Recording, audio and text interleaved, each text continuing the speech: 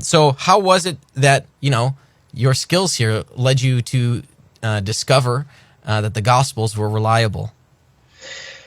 Well, right away, as I read through these Gospels trying to get the wisdom statements of Jesus, I kind of thought it would be like reading the writings of Baha'u'llah. So I buy a Bible, and I open it up, and I start going through to see, what does Jesus say? What do the red letters say? What is it this pastor thinks is so brilliant? So I read through the Gospels, and I discovered that they're really encased in what they appear to be claims about true events that actually happened in the life, ministry, death, and resurrection of Jesus. So I thought, okay, learned a long time ago, you don't trust any eyewitnesses, even on any case. They can tell you something really cool, something that will help your case. They can say, oh, yeah, I saw him do that. Don't trust it. I've been a fool many times when people early on in my career would tell me something that was untrue. So I always test it. And then if I test it and it passes the test, well, then I will trust him, because then I know that test could be applied in front of a jury and he'll still pass the test. My concern is I might trust somebody, but what if the DA, or the defense attorney rather, has a more rigorous approach to this guy and discovers something in his past, discovers some other, I don't need to find that out on the eve of his testimony. That's what I typically do, is I'll typically release that discovery to you on the eve of their testimony, and then I'm like stuck with this guy. So I want to do that myself before I get to trial. And that's what I tried to do with the Gospels. There's a criteria we use in criminal trials it's built on 13 or 14 questions that jurors can ask themselves when assessing eyewitnesses. They're in the California jury instruction, which I've got on my shelf back here. And so I just took those and said those 13 or 14 questions really break down into 4 large categories. So if I could test the Gospels in these 4 categories, were they really written early enough to contain eyewitness testimony at all? Because if they're not written early enough, then they don't contain you have to be there in order to say you were there. 2, can they be corroborated in some way? 3, have they changed their story over time, or have they been honest and accurate? 4, do they possess some bias that would cause them to lie? This is how we test eyewitnesses. And and I think part of the biggest problem, and I think actually, if you look at the experts you have at your conference, I mean, how do we develop expertise in something? You've got people who are either experts in philosophy, or they have great manuscript expertise, or they have great expertise in the history of the first century, or the history, in this case, of ancient times regarding Jewish culture. And that gives you a certain expertise. That's not who I am. It's not. But that's not who jurors are either. Jurors are not experts. They're just regular people. And they're people who are passionate. That's why you try to pick people that care. They care for the law and justice. Right, yeah. Right. That are smart enough. They want to serve. They want to be there. And you don't expect them to be experts in the area in which you're investigating. As a matter of fact, I will not allow experts on my jury. I may call experts, but you don't put experts on your jury, because they sometimes are prideful and they hold a position. Like, you got 4 experts here on this issue of and they all disagree with each other. Yeah, right. Okay, so what's going to happen is your attendees get to be the jury that, after listening to the 4 experts, will land this issue for themselves. That's what we do in criminal trials. And so I'm always concerned about, well, what do I bring to this? What I bring to this is I know how to put together cases. I know how to put together cases and make them clear for juries. So I listen to the experts. I don't always agree. I land it because I'm looking at every expert. I'm looking at all 4 of these guys, and I will tell you which one of these 4. I won't tell you. Your audience will have to tell you that next week. But I would say, look, based on what I would do, I think I can only land this in front of a jury one of these 4 ways. And this is the way I think that, because I know how to build cases in front of a jury, and I know which seems to be the most reasonable inference from the evidence that juries will accept. So that's what the expertise that I bring to this. And so that's what I try to do in my books. And when I just try to say, look, I get it. There's lots of views on this. There's lots of experts in manuscript evidence, lots of experts around the first century related to Israel or related to the context in which Jesus lived. But it turns out all these experts don't even agree with each other on most things. What I can help you do is see how to put the evidence case together and how to arrive at the most reasonable inference that you could actually throw to a jury. And so for me, that's what I try to do. And one of those tool sets that I realized early on is that people will say that these differences between accounts have to be resolved in some way. How do we resolve the differences between the Gospels? And what I see a lot of people who have manuscript expertise who are wrestling with this. and are willing to concede certain issues, to concede certain points of Scripture even, because they're trying to resolve the differences between the Gospels. And those people all have great expertise in history and in manuscript evidence, but they have never worked with eyewitnesses. They have never interviewed 3, 4, 5, 6 people who see the same event, and then they come to you within hours of seeing it, and they give you a story. They never line up. They never match. Yet I don't start sacrificing the details in order to arrive at the truth, because this is what reliable eyewitness testimony looks like. And the only thing I ever say to anybody when a dispatcher dispatches me to a homicide, I only have one request that I make, and that is, you've got officers at the scene, right? I'm going to be an hour before I get there. I got to put a suit on. It's 2 o'clock in the morning, so I'm going to be a little while getting there. So do me a favor, have your officers separate the eyewitnesses. That's the only instruction I offer, because I know that if they don't separate those eyewitnesses, I'm going to get the same story 5 or 6 times, and I don't want the same story. I want it to be nuanced. I don't want them to talk to each other and try to resolve the alleged differences. Those differences, number one, are not really what you think they are. And they are built into a witness's geographic difference in the crime, also their personal histories, the things they're interested in. If I'm a gun nut, I'm probably going to get the gun details down. If I'm a clothing nut, I'm probably going to get the clothing details down. And I need to know enough. I'll be interviewing and asking those kinds of questions so I know who to trust on certain issues, who might see things more. Like, why would you just leave that detail out? I didn't even notice it. Well, how could you not notice that? That's not his interest. And so I need to figure out, what are your interests, so I can see why it is you wouldn't notice something.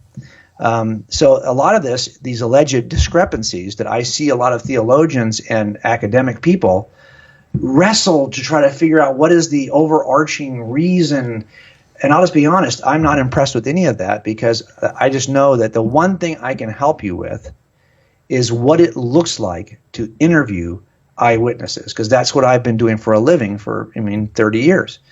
And it does teach you that there's a certain level of variation you should expect to see. I can't give it to you in numbers, but it's something you just start to get comfortable with. So, and then when I see it's outside that range, then I'm going to ask penetrating questions. But if I see it's under that range, I'm going to go, you guys have been talking to each other, haven't you?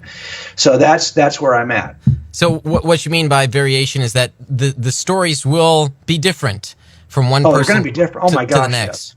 Oh, absolutely. And there'll be some that will be so different that give me an example of this. So order matters. And the reason why we try to separate the eyewitnesses is we don't even want them next to each other when we finally interview them. So we're going to separate the eyewitnesses, and then we're going to keep these people separated, and we're going to talk to each one individually. I don't want the other people to hear what this guy says. But there are times when you just can't help it for whatever reason. You're now dealing with somebody who, for whatever reason, is aware of what the others said. Maybe he comes to you several days later, and he's talked to one of the other eyewitnesses, but he didn't want to stick around on the night of the murder, so now he's coming back in. But he knows what that one eyewitness has already said. Maybe somebody gets wind of it in the press, and they release certain details you don't want released, and then you find a witness come forward. This is really true on cold cases, because after a while we start releasing details. And then you got to deal with the guy who comes in 10 years later, and he's aware of what the original details are. So what happens is, typically those kinds of witnesses will quickly just fill in the gaps. They already know you have the overarching story, and they will simply fill in gaps for you. Like they'll say, I want to clarify something that I think people have been telling you, and then they will clarify it. And you're like, well, look, okay, I get that, but just do me a favor, pretend like you don't know what they already told me, and please just start at the first and just walk me through what you saw. I don't want you to try to fill in gaps. We can do that later, but what I want right now is for you to start in the very beginning. And so you'll see that if there's somebody who comes in late who's aware of the prior testimony, you're going to have to do this. And so when I see that John, for example, has a different kind of gospel that includes elements of the synoptics, but really includes clarifications of details that are in the synoptics, I don't get nervous about that. It doesn't bother me, because I see this all the time in eyewitness testimony.